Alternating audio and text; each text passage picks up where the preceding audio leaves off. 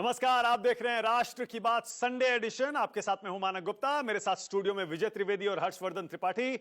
हर बार की तरह 5 पत्रकार इस डिबेट में शामिल होंगे। कोई पॉलिटिकल स्पोक्स पर्सन नहीं होगा। 3 और जर्नलिस्ट मेरे साथ हैं, उनसे परिचय बाद में कराऊंगा।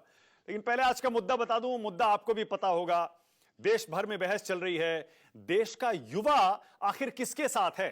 राहुल गांधी के साथ है, कांग्रेस पार्टी के साथ है, या देश का युवा नरेंद्र मोदी और बीजेपी के साथ है? और यह बहस तब से शुरू हुई जब से राहुल गांधी ने वोट चोरी के आरोप लगाने के बाद गेंद डाल दी जेन जी के पाले में और कह दिया साफ साफ एक्स पर पोस्ट लिखकर कि अब इस देश के संविधान की रक्षा जेन जी करेगा, छात्र करेंगे, युवा करेंगे। इस अपील के बाद राहुल गांधी को एक और मौका मिल गया नरेंद्र मोदी को घेरने का। और वो मौका तब मिला जब डोनाल्ड ट्रंप ने H-1B वीजा की फीस सीधे 88 लाख रुपए कर दी। 1 से 6 लाख रुपए लगते थे अब तक, सीधे 88 लाख रुपए फीस कर दी। राहुल गांधी को मौका मिला और राहुल गांधी ने सीधा हमला नरेंद्र मोदी पर कर दिया। क्या लिखा है एक्स पर, जरा आप भी देख लीजिए। आपको भी अंदाजा हो जाएगा कैसे कांग्रेस पार्टी और राहुल गांधी मौके की ताक में रहते हैं। राहुल गांधी एक्स पर लिखते हैं, मैं दोहराता हूं, भारत के पास कमजोर प्रधानमंत्री है। और राहुल गांधी जब एक्स पर यह पोस्ट लिखते हैं, अपनी एक पुरानी पोस्ट उस पोस्ट के नीचे दिखाते भी हैं, कोट ट्वीट करते हैं। यह पुरानी पोस्ट है 5 जुलाई 2017 की। तब भी H-1B वीजा का ही मुद्दा उठा था। दोनों पोस्ट जरा आप देख लीजिए, आपकी स्क्रीन पर आ रही है। एक 20 सितंबर की पोस्ट है, जो ताजा पोस्ट है, जिसमें राहुल गांधी कह रहे हैं कि हमारे देश के पास कमजोर प्रधानमंत्री। और दूसरा 5 जुलाई 2017 की पोस्ट है, उसमें भी राहुल ने H-1B वीजा का मुद्दा उठाया था और कश्मीर का मुद्दा भी उठाया था, क्योंकि डोनाल्ड ट्रंप तब भी, आपको याद होगा, राष्ट्रपति थे और नरेंद्र मोदी के साथ उनकी केमिस्ट्री की खूब चर्चा होती थी। पहला टर्म था वो डोनाल्ड ट्रंप का। तो राहुल गांधी याद दिला रहे हैं कि कमजोर प्रधानमंत्री हैं, डोनाल्ड ट्रंप के सामने कुछ बोल नहीं पाते हैं। और मल्लिकार्जुन खड़गे, कांग्रेस के अध्यक्ष, वो भी अब इस मुद्दे पर एक्स पर पोस्ट लिखते हैं और कहते हैं, मोदी ने बर्थडे पर जो रिटर्न गिफ्ट दिया है उससे हर भारतीय दुखी है। राष्ट्रीय हित सबसे पहले है। गले मिलना, मोदी मोदी के नारे लगवाना, यह विदेश नीति नहीं है। विदेश नीति समझदारी और संतुलन से मित्रता बढ़ाना है, इसे दिखावटी नहीं बना देना चाहिए। इशारा वही है मल्लिकार्जुन खड़गे का। कमजोर प्रधानमंत्री हैं, दिखावे में यकीन करते हैं। विदेश नीति एकदम नाकाम कर दी है नरेंद्र मोदी ने। अब ये H-1B वीजा आप जानते नहीं है अगर, तो थोड़ा सा आपको बता दूं उसके बारे में। दरअसल पहले फीस बता देता हूं। पहले H-1B वीजा के लिए करीब 1 से 6 लाख रुपए लगते थे। अब यह फीस सीधे $1,00,000 $100,000 कर दिए डोनाल्ड ट्रंप ने, यानी 88 लाख रुपए। $1 85 से 90 रुपए के बीच घूमता है। तो आप खुद अंदाजा लगा लीजिए, 90 लाख रुपए देगा कोई कंपनी, देगी कोई अमेरिकन कंपनी, अगर उसे हिंदुस्तान से किसी युवा प्रोफेशनल को हायर करना होगा तो बहुत नाप तोल कर करना पड़ेगा। पहले 1 से 6 लाख रुपए आसानी से कोई भी दे सकता था। H-1B वीजा आप समझते हैं वही होता है, ऐसे स्किल्ड प्रोफेशनल्स जिनकी यूएस में कमी हो, इस आधार पर अमेरिकन कंपनियों को अमेरिकी सरकार छूट देती है, आप बाहर से ले आइए। H-1B वीजा उसे कहते हैं। और 70% अमेरिका के H-1B वीजा हिंदुस्तानी छात्रों को मिलते हैं, हिंदुस्तानी स्किल्ड प्रोफेशनल्स को मिलते हैं। तो जाहिर है हिंदुस्तान को झटका तो इससे लगेगा। अब पवन खेड़ा कांग्रेस की तरफ से बाकायदा ANI को बयान भी देते हैं, मोदी कमजोर प्रधानमंत्री तब भी थे, आज भी हैं। आज इसका नतीजा आपके सामने है, करोड़ों युवाओं का नुकसान हो रहा है। और कुछ उदाहरण भी दे रहे हैं पवन खेड़ा कि कब का प्रधानमंत्री कमजोर साबित हुए। आप भी सुनिए।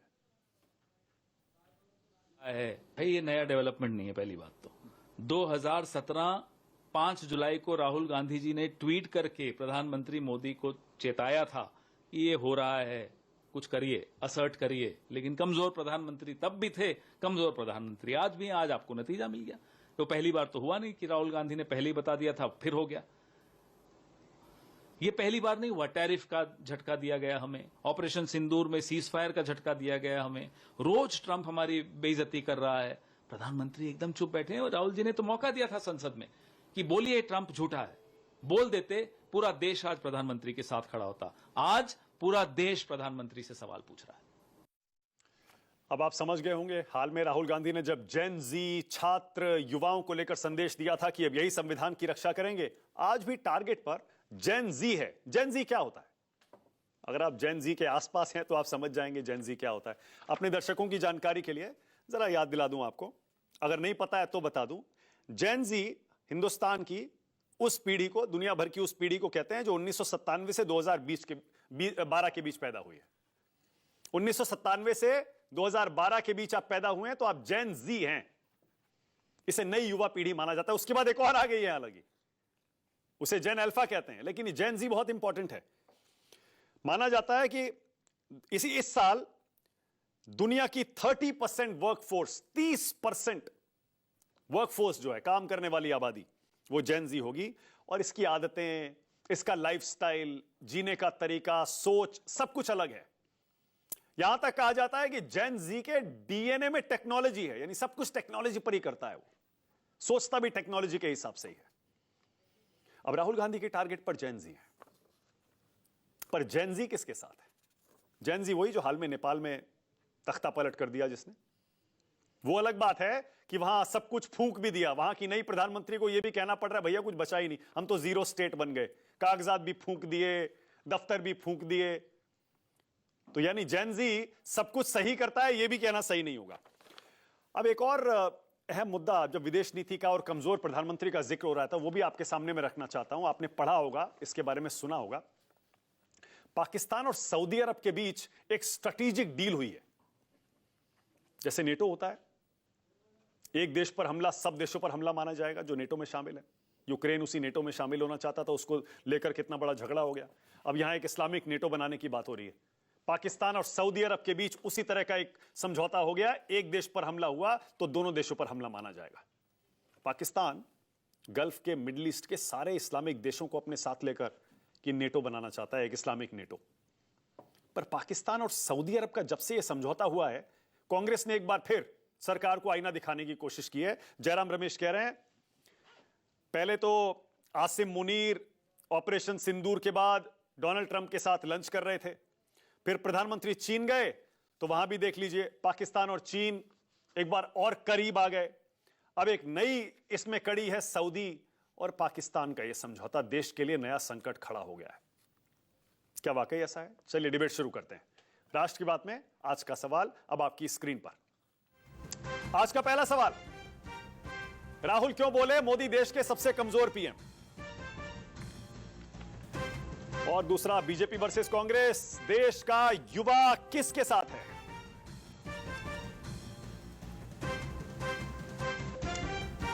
राष्ट्र की बात में आज आशुतोष, सतीश के सिंह और विनोद अग्निहोत्री, तीन मेहमान बाहर से मेरे साथ जुड़े हैं वर्चुअली, और स्टूडियो में हर्षवर्धन त्रिपाठी और विजय त्रिवेदी पहले से बैठे हुए हैं। सभी का स्वागत। सतीश जी, आपसे शुरू करते हैं, क्योंकि सतीश जी अक्सर ये कहते हैं और मानते हैं कि राहुल गांधी झूठ नहीं बोलते। सतीश जी, ये जो वोट चोरी का मामला है ये तो अलग है, इस पर झूठ कौन बोल रहा है उस पर बाद में आऊंगा, लेकिन सबसे कमजोर प्रधानमंत्री नरेंद्र मोदी को कहना क्या सही है? सतीश जी, कमजोर प्रधानमंत्री है क्या नरेंद्र मोदी? देखिए, मौका पर चौका मारने वाली बात है। अब देश के भीतर तो प्रधानमंत्री उतना कमजोर नहीं है, भले हो सकता है वोट चोरी से जीत के आए हो, लेकिन देश के भीतर कमजोर नहीं है। लेकिन इस वक्त कांग्रेस पार्टी जो है, राहुल गांधी एकदम जो है फ्रंट फुट पर डी में जाके खेल रहे हैं, और जो मौका मिलेगा उस पर जो है गोल मारने की कोशिश कर रहे हैं। आज तो हमने ये भी सुना कि अब पता चल गया है कि हाइड्रोजन बम में क्या आने वाला है। तो एक तो बात ये है। दूसरी क्या बात सुना आपने? क्या सुना है कि पूरा नहीं पता, इसलिए आजकल बोलना भी तो डर लगता है भाई, है कि नहीं? अरे आप कहां डर रहे हैं? अभी अभी आपने कह दिया कि हो सकता है कि मोदी जी वोट चोरी से पीएम बने हो। आप कहां डर रहे हैं सतीश जी? नहीं, मैं नहीं कह रहा हूं, मैं थोड़ी कह रहा हूं। मैं तो कह रहा हूं ये राहुल गांधी जो कह रहे हैं, मेरे पास कोई तथ्य नहीं है भाई। वो तो आजकल सबूत के दावे करते हैं। एनीवेज, वो बात नहीं है। मैं ये कहना चाहता हूं, जी हाँ, देश के युवाओं के सामने ऐतिहासिक संकट है। 55 साल में बेरोजगारी सबसे चरम पे है। आज भागवत मोहन भागवत जी कहते हैं कि देश में शिक्षा और स्वास्थ्य आम आदमी के बलबूते से बाहर हो गया। ऊपर से एक ऐसा दोस्त जो अपने प्रधानमंत्री को तो नरेंद्र कहता है, लेकिन इतना बेइज्जती करता है, रोज रोज लगता है पूरे दुनिया में उसको एक इंडिया ही मिला है जिसको जब मन कर रहा है कुछ ना कुछ चाबुक मार दे रहा है। कभी बेड़ी पहना देता है, कभी 55% का ट्रैफिक टैरिफ कर देता है, कभी आपका पोर्ट रोक देता है, कभी आपको कहता है तेल रोक दीजिए। और आज H1B वीजा, इसका 90 लाख फीस करने का कोई मतलब नहीं है साहब। यही तो एक था, इसी से तो भारत का पूरा झंडा बुलंद हुआ लेट 90s से, और उसको सीधे काट रहा है। तो ये बात सही है कि यहां पर प्रधानमंत्री जी को ताकत दिखानी पड़ेगी, बुद्धिमत्ता दिखानी पड़ेगी। अब आपने एक और सवाल पूछा है, जैन जी। हाँ। अगर जैन जी को जेड से जरा जी पर लाएं, मैं नहीं जानता हूं कि सारे युवा उसमें जी अगर प्रोनाउंस करें तो सब क्या कहते हैं, राहुल गांधी के साथ है कि नहीं। लेकिन दिक्कतें बहुत ज्यादा हैं। और आज के डेट में मानक जी, जब एआई के दौर में, टेक्नोलॉजी के दौर में हम पीछे हैं, भारत पीछे है। अच्छा मानना सतीश जी, पड़ेगा। अरे वो हाइड्रोजन बम के बारे में क्या सुना है, थोड़ा बताइए ना। मैंने सुना, किसी ने मुझे फोन करके बोला कि भाई हाइड्रोजन बम तो लगता है कि बनारस को लेकर ही है। हाँ। और हाइड्रोजन बम के बारे में मैंने मानक पढ़ा भी। तो ये जो है ना, एटम बम से 20 गुना ज्यादा पावरफुल होता है।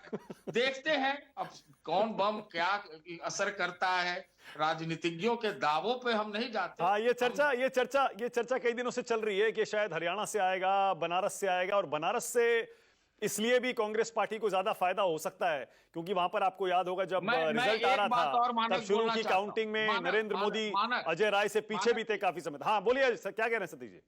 मैं ऐसा कह रहा हूं कि मुझे तो लगा था कि जो हाइड्रोजन बम है प्रधानमंत्री जी के जन्मदिन के ही दिन फूटेगा और वो एक गिफ्ट होगा, रिटर्न गिफ्ट, है ना। ये तो अब लगता है इन्होंने बिलेटेड जो है गिफ्ट देने का फैसला किया है राहुल गांधी ने। लेकिन इस सतीश जी, बीच में हम देख रहे हैं हाँ। कि रिटर्न गिफ्ट जो है, रिटर्न गिफ्ट है जो डोनाल्ड ट्रंप ने एक और दे दिया है। ठीक है सतीश जी, लेकिन ये युवा जेन जी किसके साथ है, मुझे लगता है इसमें फिलहाल जवाब ज्यादा ढूंढने की जरूरत नहीं है क्योंकि आपको भी पता है कांग्रेस पार्टी की हालत लोकसभा में क्या है, कितने राज्यों में सरकार है, कहां कहां वोट मिल रहा है। कल डूसू का चुनाव हुआ दिल्ली में, यूनिवर्सिटी स्टूडेंट यूनियन का, वहां भी देख लीजिए क्या हाल है। 3 सीटें एबीवीपी जीती है, 1 सीट एनएसयूआई को मिली है। लेकिन वोट की विश्वसनीयता पर तो सवाल ही खड़ा कर रहे हैं ना। तो अब किसके साथ कौन है, कितना है, हम लोग कैसे कह दें। फिलहाल हम ये कह रहे हैं कि देश के अंदर प्रधानमंत्री जी मजबूत हैं। सतीश जी एक सेकंड सतीश जी, एक काम करिए आप, देखिए हम लोग पत्रकार हैं, कम से कम हम लोगों को ठीक है हम सवाल उठाएं, सवाल पूछें, बहुत बढ़िया, लेकिन जितने सबूत इस समय देश के सामने हैं उनको ध्यान में रखते हुए सतीश जी, क्या हमको यह नहीं कह देना चाहिए कि फिलहाल जितने सबूत राहुल गांधी ने दिए, कांग्रेस पार्टी ने दिए, उसमें वोट चोरी कहीं साबित नहीं होती है। सतीश जी नहीं, मैं कैसे जजमेंट दे दूं। मैं सिर्फ इतना जानता हूं, मैंने पहले भी आपके यहां कहा कि ये काम चुनाव आयोग का है कि चुनाव आयोग उसका पूरा सफाई दे, स्पष्टीकरण दे, सब लोगों को संतुष्ट करे। हमको नहीं लगता है कि इस मामले में पूरी तरह से या आंशिक रूप से भी संतुष्ट कर पाया। सतीश जी, आपने सोशल मीडिया, सतीश जी हम भी इतने दिनों से डिबेट कर रहे हैं। राहुल गांधी ने जिस दिन प्रेस कॉन्फ्रेंस की थी आलंद वाली, उसके बाद हमने खुद सवाल उठाया, भैया इलेक्शन कमीशन डिटेल में क्यों नहीं बताता, आलंद के कितने सबूत दिए नहीं दिए। अब तो उसने बाकायदा एक चिट्ठी लिखकर सब बता दिया, क्या क्या दिया क्या क्या नहीं दिया। अब आप अगर यकीन ही ना करें तो अलग बात है।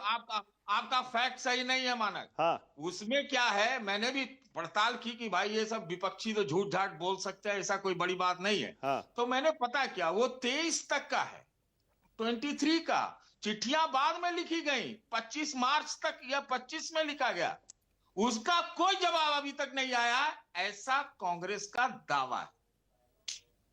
अच्छा नहीं ठीक है, वो जो कल से चिट्ठियां आई है ना सतीश जी, मैं उसकी बात कर रहा हूं। लेटेस्ट चिट्ठियां हैं जिसमें बाकायदा इलेक्शन कमीशन ने बयान जारी कर बताया कि पूरा मामला क्या है। हम इसमें सारे सबूत सीआईडी को दे चुके। ये कल वाली चिट्ठी की बात कर रहा हूं मैं, जो 2 बार शायद सोशल मीडिया पर पूछिए ना भाई, कांग्रेसियों को पूछिए कि तुम झूठ बोल रहे हो। ठीक है, ओके। हर्षवर्धन त्रिपाठी, पहले हर्षवर्धन जी बताइए, देश का युवा किसके साथ है आपके हिसाब से, और क्या ये कमजोर प्रधानमंत्री वाला आरोप, इसके पीछे गेम क्या है राहुल गांधी का? देखिए, एक तो ये कि कमजोर प्रधानमंत्री कहना, और वो भी विदेश नीति के मामले में कहना, ये देश हित है क्या, इस पर देश का युवा सोचे, और युवा सोच भी रहा होगा। अब मेरे मन में कोई इच्छा हो और हम कहें कि नहीं फलाना जी सिर्फ झूठ बोलते हैं, फलाना जी सिर्फ सच बोलते हैं, तो ऐसा दुस्साहस मैं तो नहीं कर सकता, क्योंकि नेता कोई सच बोलता है ऐसा वाला मासूम टाइप का कोई मान ले तो वो बहुत मतलब किस कल्पना लोक में रहता होगा, ईश्वर जाने। लेकिन क्या है फैक्ट्स? फैक्ट ये है कि प्रधानमंत्री नरेंद्र मोदी ने डोनाल्ड ट्रंप की भारत पर दबाव वाली कोई बात नहीं मानी। अब हम आपका दबाव न माने तो हम मजबूत हैं या कमजोर, आप बताइए मानक जी।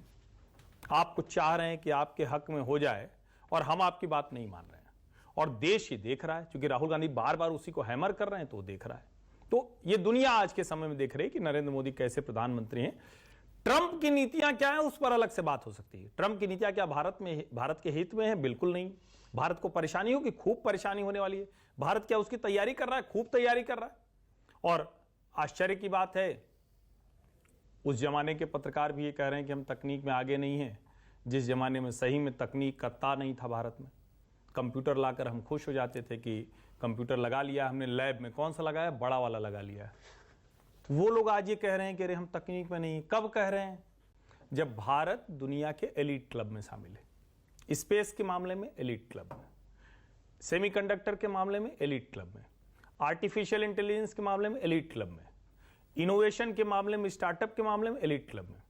अब ये किससे जाके जुड़ता है जरा बताइए? ये उससे जुड़ता है जिसको आपने बहुत अच्छा कहा कि ये वो पीढ़ी है जिसकी सोच में, डीएनए में टेक्नोलॉजी है। अब उसको आप ये बात बताएंगे तो वो कहेगा भैया तुम कितने समझदार हो, हम तुमको समझ गए, कितनी समझ तुम्हारी विकसित हो पाई है हम तो समझ गए। और उसके आगे क्या वो करता है? एक फैक्ट ये हो गया, मैंने आपको बता दिया, कमजोर और जेनजी से जुड़ा हुआ। अब उसके आगे आ जाइए, डूसू का चुनाव जब आप बता रहे हैं तो डूसू में ठीक है, मेन बॉडी में 3 जीत गई एबीवीपी, 1 जीती एनएसयूआई। अध्यक्ष, संयुक्त सचिव और सचिव ये जीत गई एबीवीपी और सिर्फ उपाध्यक्ष जीता एनएसयूआई। सारे कॉलेजेज में जीत गई एबीवीपी। अच्छा, यहां ये भी जान लें देश के लोग, राष्ट्र की बात को हमें सब जानना चाहिए ना, एक जगह ईवीएम से चुनाव हुआ था और कॉलेजेज में बैलेट से। तो ईवीएम वाले में भी पिट गई एनएसयूआई, हार गई, बैलेट वाले में भी पिट गई एनएसयूआई, हार गई। और जेनजी मतलब 97 से 2012 कहें तो 13 से 28 साल, तो अगर 12 6 18 और 6 साल मान लें तो 18 से 24 साल का युवा ये दिया। देश पर को रिप्रेजेंट करता है। नहीं, देश को उस तरह से हम ना भी माने। नहीं, बच्चे लोग वैसे तो आते हैं। ठीक है, एकदम आपकी बात तो सही, मैं तो कह रहा हूं एकदम बहुत मतलब बेयर दिल्ली मिनिमम। के हाँ ठीक बच्चे है, नहीं ये आते। बात आपने जोड़ी विजय जी ने जो कि डूसू में कोई दिल्ली का छात्र भर नहीं है, देश भर के लोग आ रहे हैं, 18 से 24 देश। लेकिन मैं उससे आगे की अब बात कर रहा हूं। 2024 में युवाओं का मोदी जी से हो गया मोहभंग। कितना मोहभंग हुआ जानते हैं? 2%। और राहुल जी को गेन कितना हुआ? 1%। तो राहुल जी गेन करके कहां पहुंचे? 21%। और मोदी जी लूज करके कहां पहुंचे? एनडीए 46%। तो आपको यह कहानी समझ लेनी चाहिए। अब उसके बाद हमें पोस्ट पर लिखना है, ट्वीट कुछ करना है, तो भाई वो तो कर सकते हैं, और मतलब बौद्धिक वर्ग है उस पर चर्चा भी करेगा। जो लोग उम्मीद से लंबे समय से हैं, 10 साल हो गए, 15 साल की उम्मीदें हैं, तो उनका खैर कुछ न हो, ईश्वर करे सब सही हो, उम्मीद उनकी बलवती होती रहे। तो मुझे तो नहीं लगता कि नरेंद्र मोदी कहीं से भी कमजोर हैं, और नरेंद्र मोदी के साथ इस नौजवान पीढ़ी के जुड़ाव में कहीं से भी कमजोर नहीं। आशुतोष, वही उनको सत्ता मिला रही है। ऑल राइट आशुतोष, क्या वाकई नरेंद्र मोदी कमजोर प्रधानमंत्री हैं? क्या कमजोर कहना सही है क्या अपने देश के प्रधानमंत्री को? अगर कोई ये कहता है कि कमजोर है तो उसमें गलत क्या है? मतलब मुझे तो ये तर्क ही बहुत ही तर्कहीन सा लगता है कि आप देश के प्रधानमंत्री को कमजोर नहीं कह सकते। आप देश के प्रधानमंत्री को मजबूत कह सकते तो देश के प्रधानमंत्री को कमजोर भी कह सकते। देखिए, इस पूरी डिबेट में महत्वपूर्ण प्रश्न क्या है? महत्वपूर्ण प्रश्न सिर्फ इतना सा है कि जो लोग ये बताने की कोशिश कर रहे हैं कि इस देश के अंदर जेनजी को जागृत करके नेपाल जैसी स्थिति को पैदा किया जा रहा है, ये असल सवाल है। तो क्या जेनजी या जनरेशन नेक्स्ट जो भी है वो इतना बेवकूफ है, इतना बुद्धिहीन है, इतना विवेकहीन है कि कोई आदमी उसको बरगला देगा और वो खड़ा हो जाएगा और नेपाल में जो कुछ हुआ वो अकारण हुआ, या श्रीलंका में जो कुछ हुआ अकारण हुआ, बांग्लादेश में जो कुछ हुआ अकारण हुआ, फ्रांस में जो रिवॉल्यूशन हुआ वो सब अकारण हुआ? इसलिए हुआ, युवा पीढ़ी इसलिए उठ खड़ी हुई क्योंकि उसको अपने देश के पॉलिटिकल लीडरशिप से नाराजगी थी, भयंकर तरीके से निराश था, इसलिए वो सड़क पर उतरा। और जब उसको लगा कि पुलिस और सेना के बल पे उसकी इच्छाओं को, आकांक्षाओं को कुचला जा रहा है, तब उसने वो रास्ता अख्तियार किया अंत में। तो आज की तारीख में अगर आप जेनजी को, जो भारतीय जनता पार्टी के कुछ नेता, तो मुझे लगता है कि वो अपने ही प्रधानमंत्री के सबसे बड़े दुश्मन हो गए हैं, जो ये साबित करने में लगे हुए हैं कि उनका अपने ही नेता पर से भरोसा उठ गया है।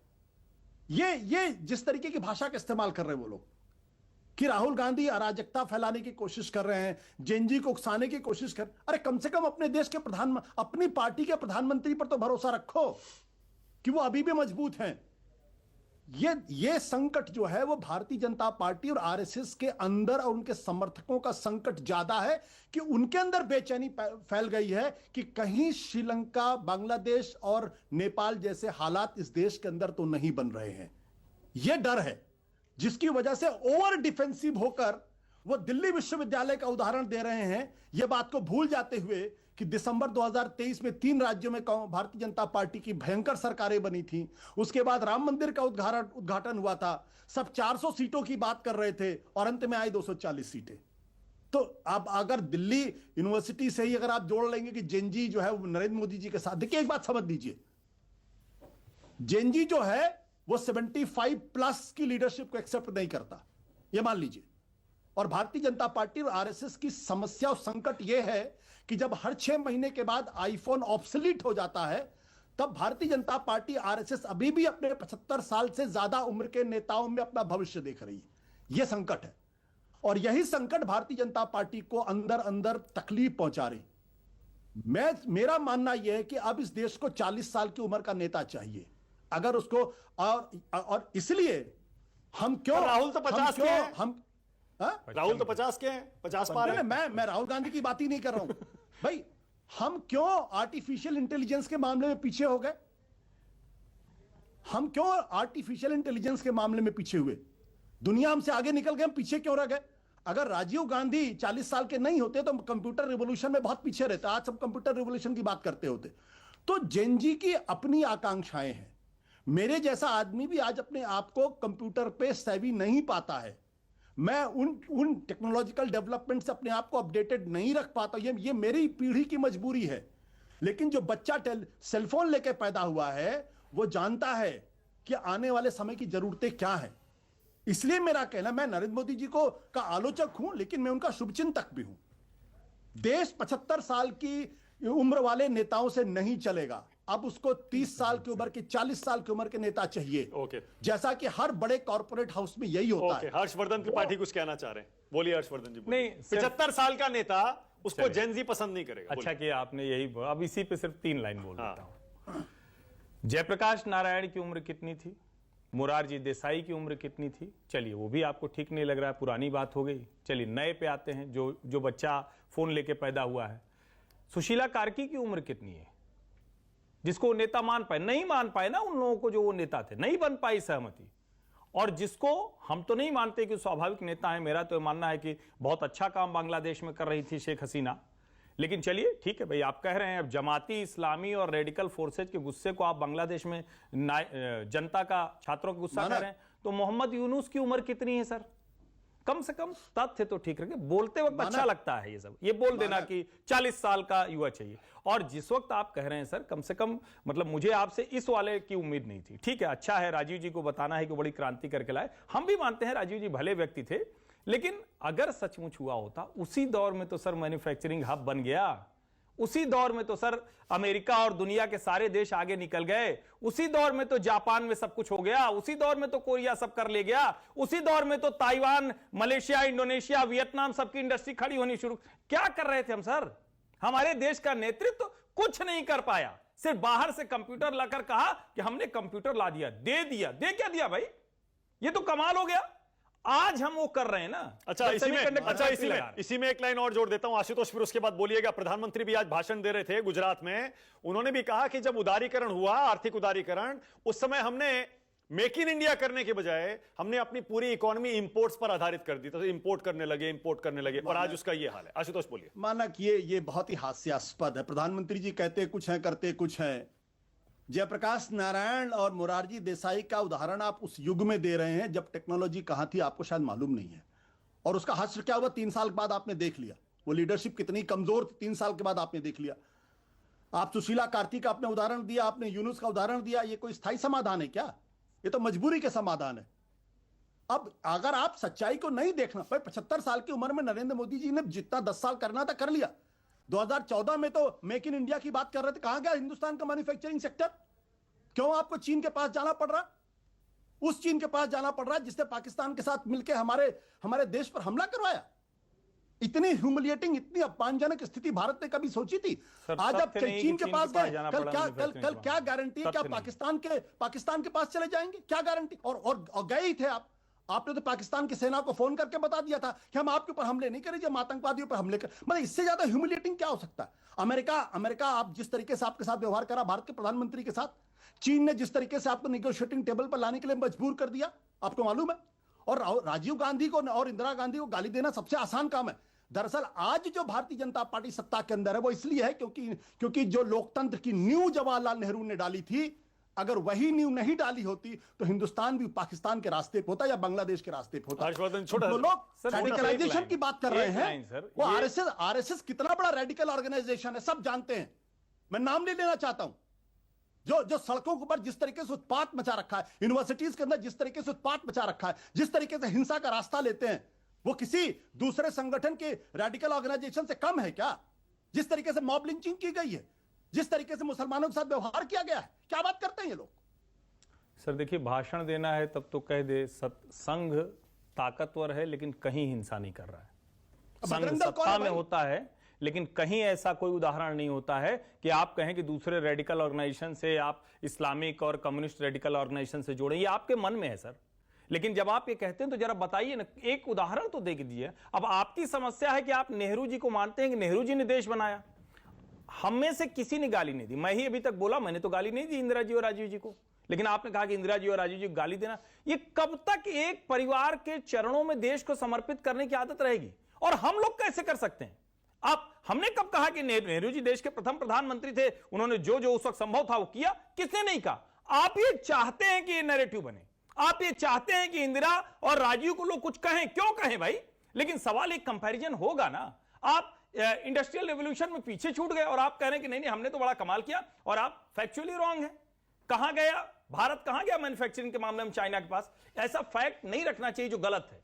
भारत की मैन्युफैक्चरिंग लाइन पहले से बेहतर हुई है। कंपनियां पीएलआई के तहत लैपटॉप से लेकर कंप्यूटर से लेकर मोबाइल स्क्रीन से लेकर चिप तक बना रही। हम कितना पहुंचे इस पर बात हो सकती है। और क्या 10 साल में जो पिछले 60 साल की ग्रोथ थी उससे हम उस कंपैरिजन में और पढ़ना चाहिए था? इस पर आप डिबेट कर सकते हैं। लेकिन हुआ पिछले 10 सालों में, जब आप इसको खारिज करते हैं तो निश्चित तौर पर कोई आपका पूर्वाग्रह है जो नेहरू और इंदिरा गांधी के चरणों से आगे बढ़ नहीं पाता है। देखिए मानक जी, पूर्वाग्रह तो उन लोगों का जो अपने आप को निष्पक्ष पत्रकार कहते हैं, जो सुबह से शाम तक सिर्फ सरकार के साथ खड़े रहते हैं। मुझे किसी के सर्टिफिकेट की जरूरत नहीं है। महत्वपूर्ण सवाल क्या है, जरा पिछले 11 साल के अंदर देश की आर्थिक स्थिति क्या थी, इसका अच्छे से अन्वेषण कर लेते हैं हम लोग। किसी भी एक इंडिया की बात तो 2014 में की थी। के साथ 2014 में हमारा बताइए, आंकड़ा लेके आइए। 17% बिना तैयारी के भी आप बात करते हैं। मैन्युफैक्चरिंग सेक्टर आज भी से आइए, महंगाई से शुरू कीजिए, रोजगार से के तमाम दावों वायदों के और हिंदुस्तान आज भी उस चीन के साथ खड़ा होने की कोशिश कर रहा है जिसने भारत की स्वाभिमान पर अपने को कुचला है, जिसने भारत की सेना के ऊपर हमले किए हैं, उस पाकिस्तान के साथ खड़ा था। कौन सी मजबूरी आप चीन के साथ जाके खड़े हो जाए? कहां गए आपका स्वाभिमान? आशुतोष एक सेकंड, आशुतोष वन सेकंड,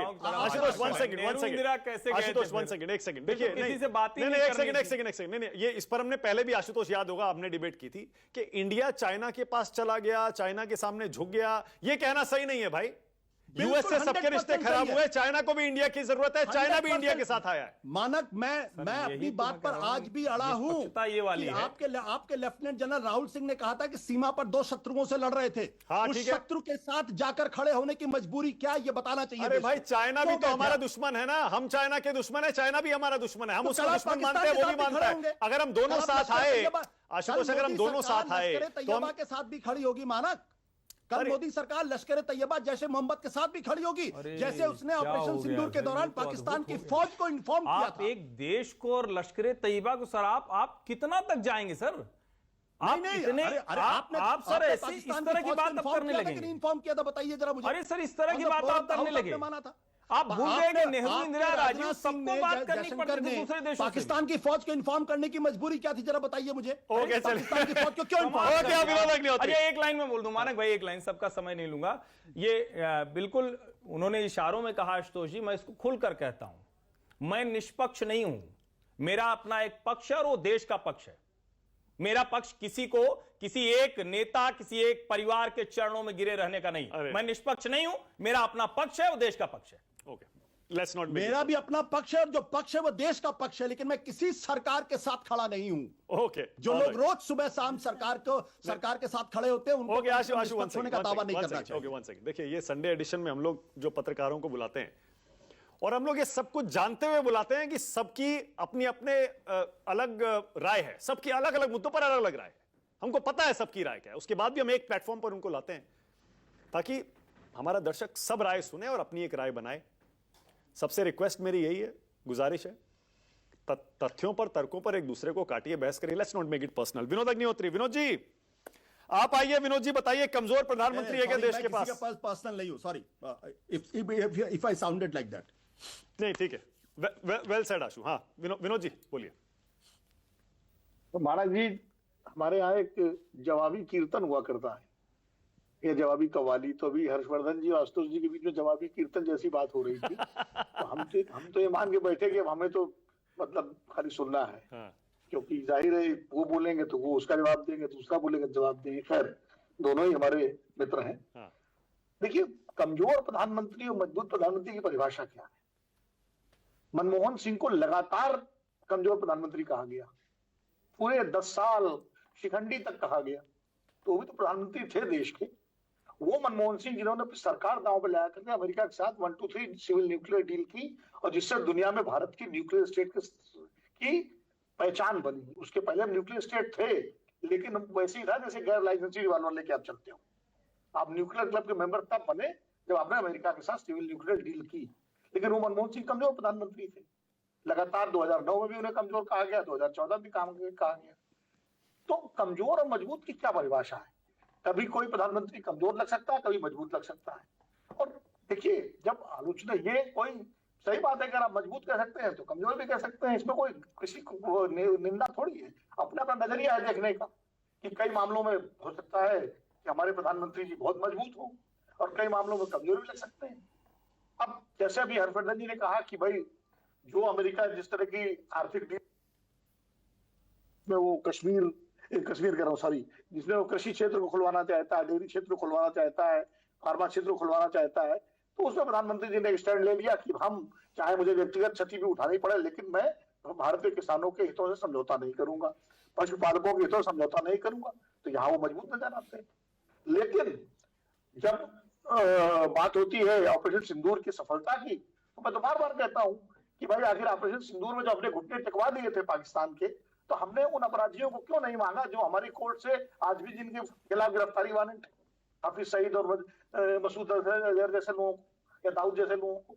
हमने उस कुलभूषण जाधव को क्यों नहीं लिया, जिसके लिए हम इंटरनेशनल कोर्ट ऑफ जस्टिस तक गए, हरीश साल्वे तक को इन्वॉल्व किया।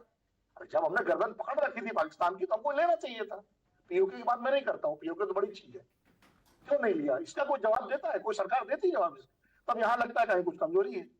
तो ये नजरिया आप तथ्यों के आधार पर इसको आप तोल सकते हैं, कहाँ कौन कमजोर है, कौन मजबूत है। रही बात अर्थव्यवस्था की, इसकी तो इसमें भी अलग अलग पैरामीटर्स हैं।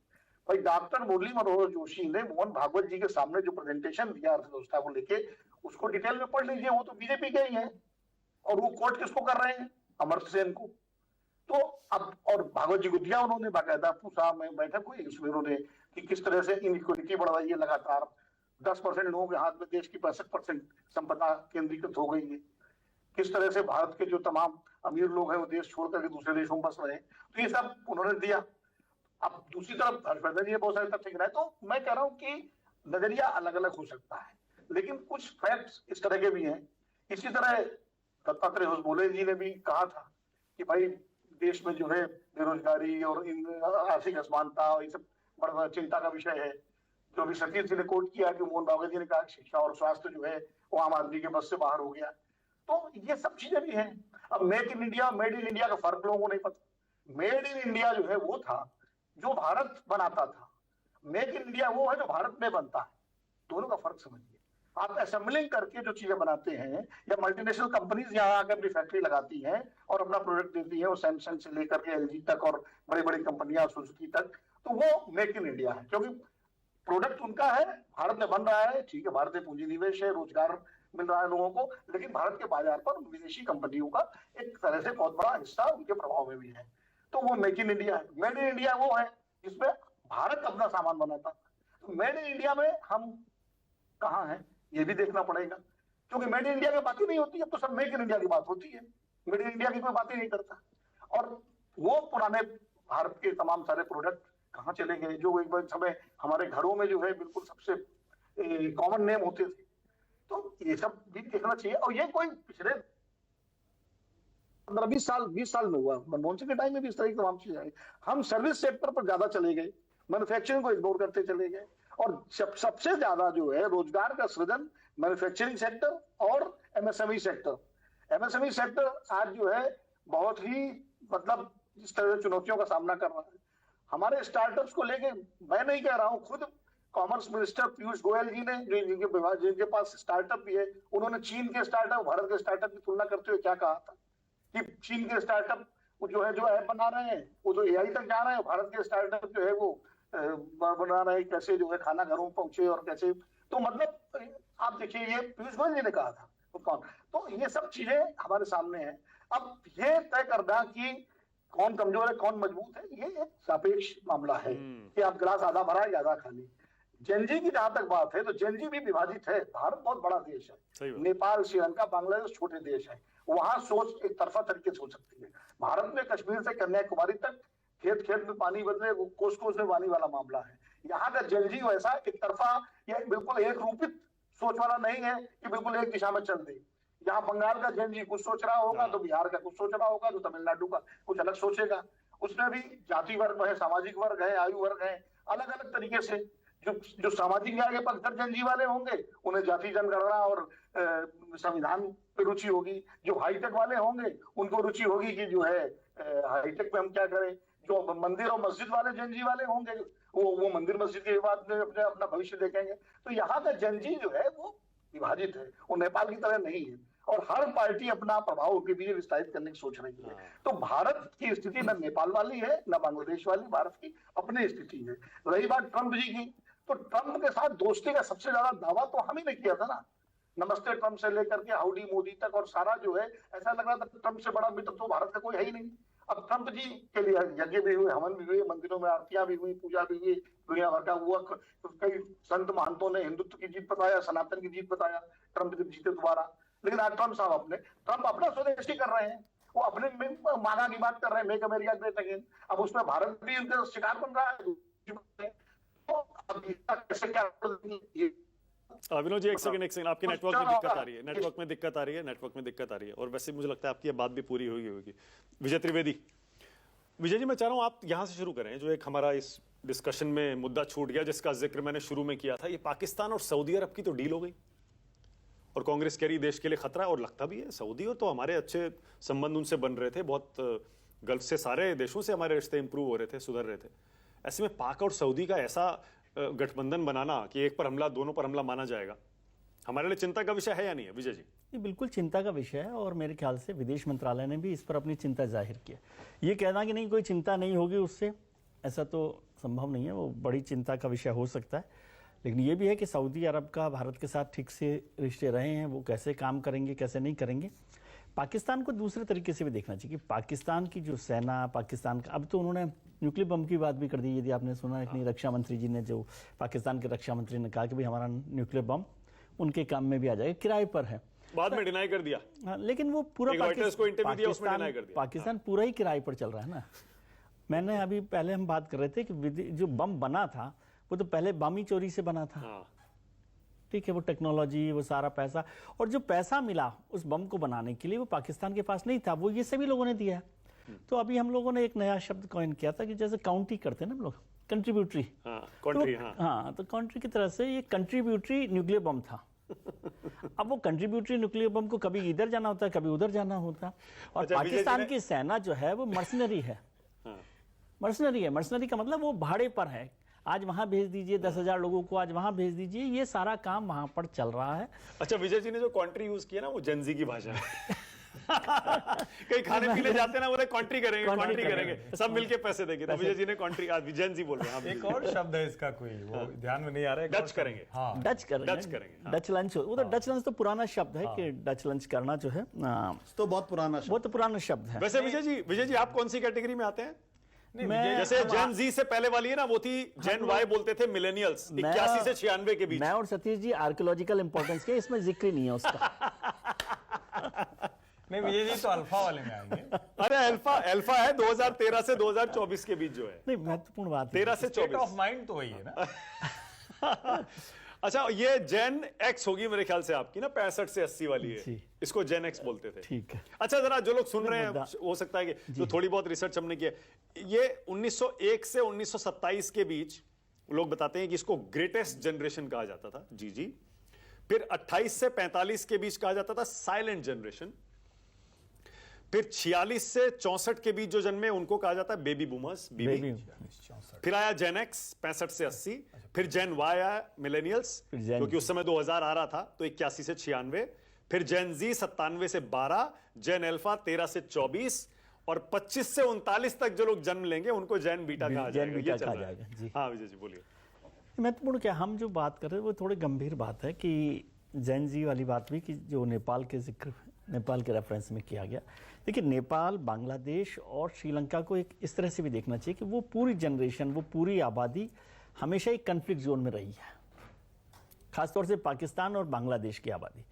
और उसमें ये नेगेटिव हिस्सा उसका कि कन्फ्लिक्ट जोन में रहे वो हमेशा ही, पाकिस्तान बनने से लेकर श्रीलंका को भी लेकर देखें, बांग्लादेश को लेकर भी देखें खास तौर से, और नेपाल में भी पिछले 20-25 साल से तो कन्फ्लिक्ट चल रहा है।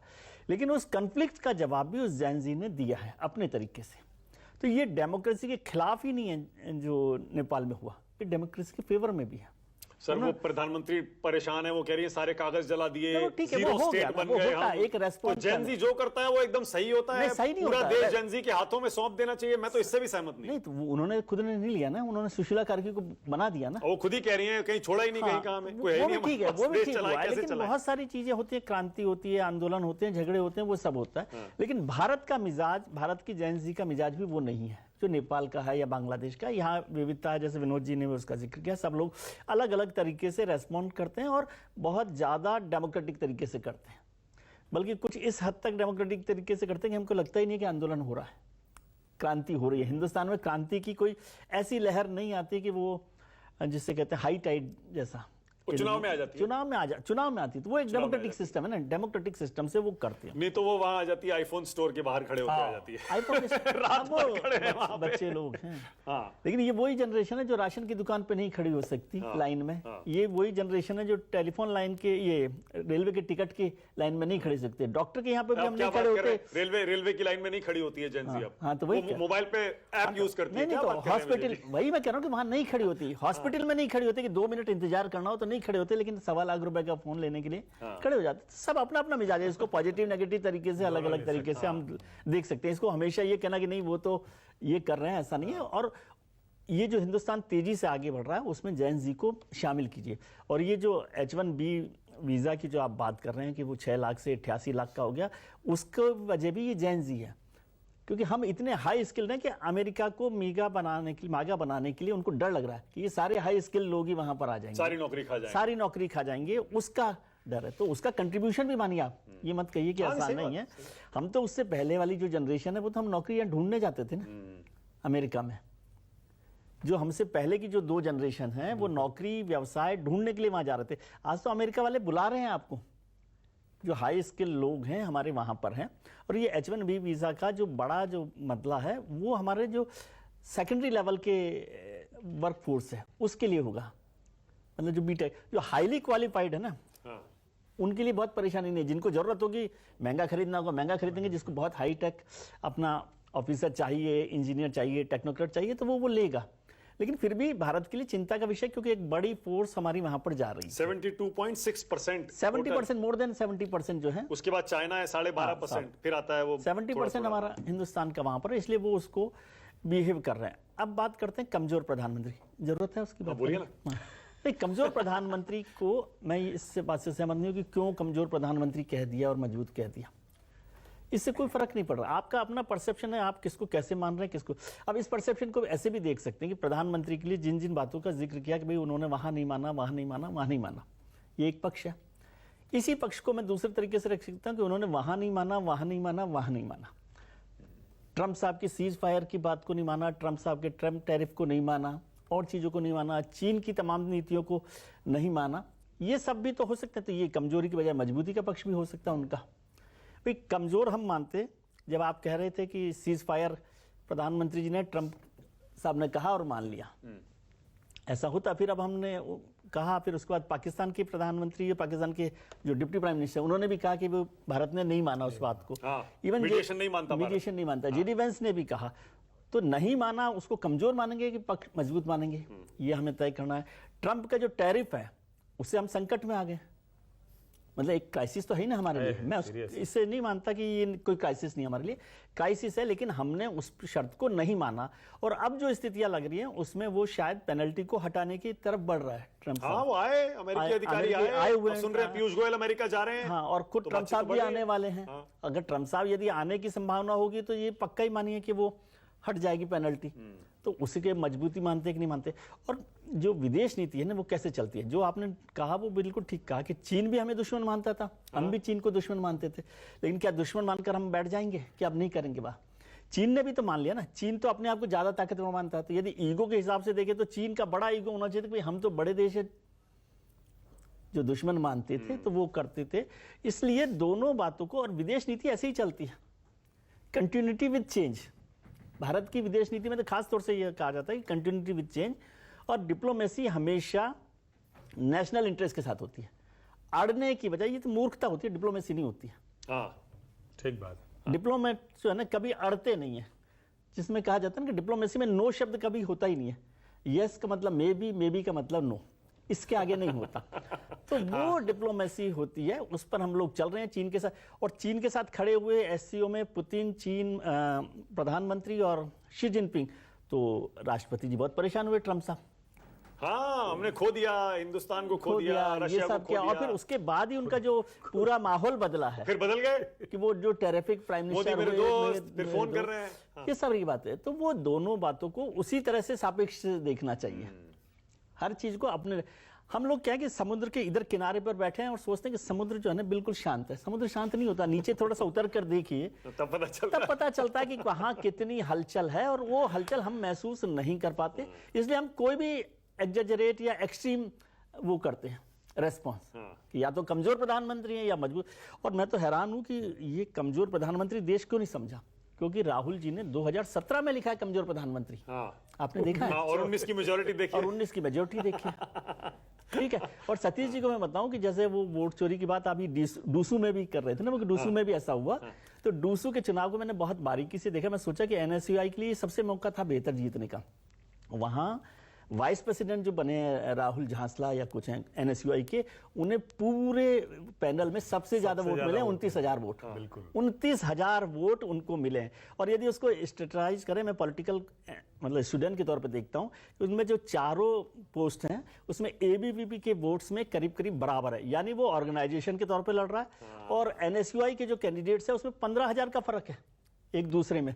इसका मतलब वो उन्होंने संगठन के तौर पर, एनएसयूआई के तौर पर उस चुनाव को नहीं लड़ा। अगर लड़ते तो जब 29,000 वोट राहुल झांसला को आ सकते तो दूसरों को भी आ जाते। बिल्कुल सही है। All right. और जैसे कमजोर प्रधानमंत्री, ताकतवर प्रधानमंत्री कहते हैं, और एक समय तो हमें याद है आशुतोष भी तब मीडिया में होते थे, मनमोहन सिंह तो की शब्द भी मीडिया में है। नहीं तब अब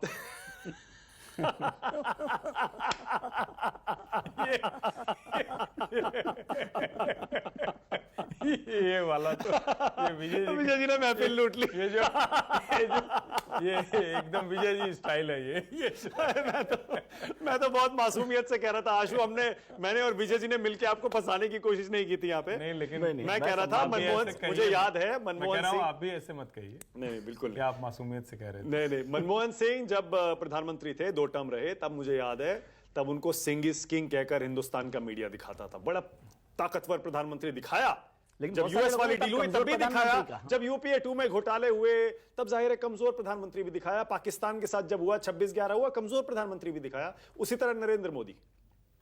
और जाहिर है विपक्ष तो कहेगा, लेकिन सवाल ये है प्रधानमंत्री जब कह सकते हैं तो फिर थोड़ा सा आराम से रहिए। नहीं ठीक है, इसीलिए बहस यही थी, कमजोर या ताकतवर। अब दर्शकों आपसे कह रहा हूं, अगर आपको लगता है कमजोर हैं लिखिए कमेंट में, ताकतवर हैं लिखिए कमेंट में, जो भी राय है कमेंट में बताइएगा। फिलहाल बहुत बहुत धन्यवाद मेहमानों, छोटा सा ब्रेक ले रहा हूं।